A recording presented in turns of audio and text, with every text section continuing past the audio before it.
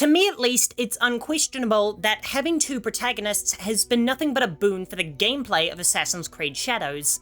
Instead of awkwardly trying to blend multiple playstyles onto one character, the game is able to specialize each of its elites to fill a certain niche, making for the most refined gameplay to date in a series that has always had difficulty with how your character controlled.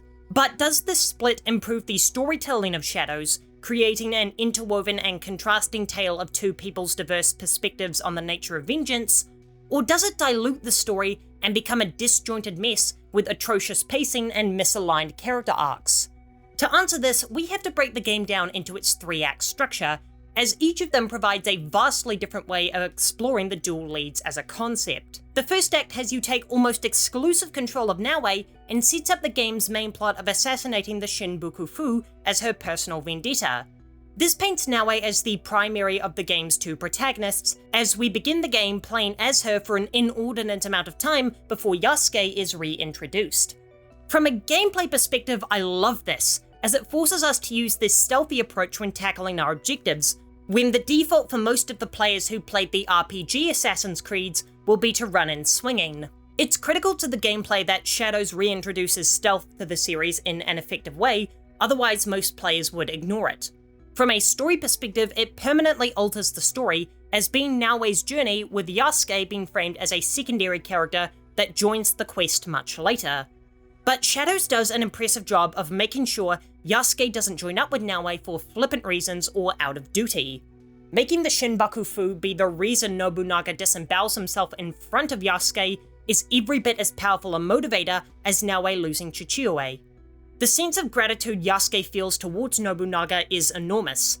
To Yasuke, he was taken from rags to riches in what he perceives as an incredible act of kindness.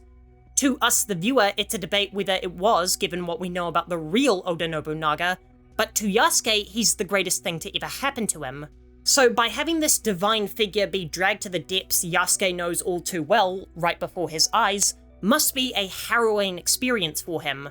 This gives both of them an appropriate level of hatred towards the Shin Bakufu, and makes them feel united in their goals, not like one is helping out the other. Then we enter the second act, which serves as the meat of the Shadows experience, and this is where I think the dual protagonist angle makes the story suffer the most.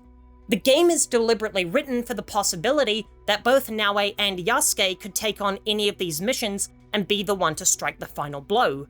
This causes an issue when it becomes clear that neither character can receive major character development during their quest for revenge, as these pivotal moments of execution aren't set in stone for every player.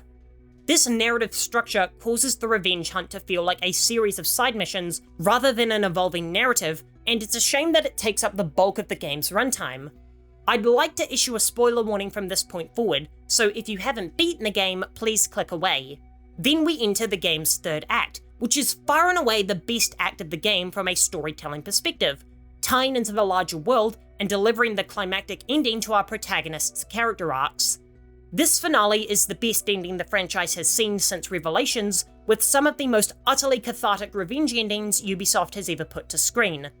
However, the dual protagonist structure doesn't play much of a role in why this finale is so excellent. Both Naoe and Yasuke split up for this chapter as they wrap up their respective arcs with little assistance from the other.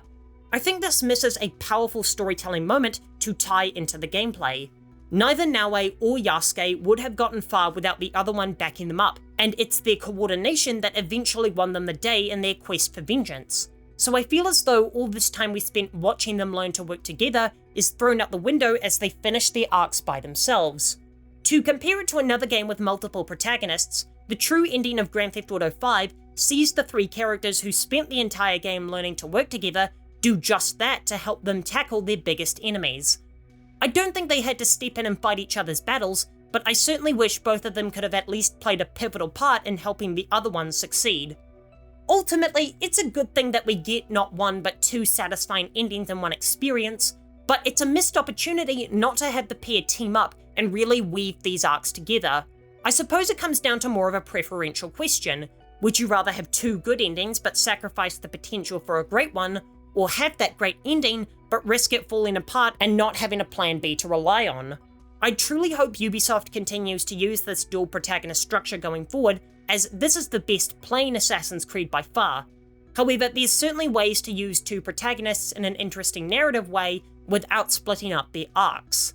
For more Assassin's Creed Shadows essays, here's one talking about why the story is a perfect example of an open world story, and I'll be back in 2 days.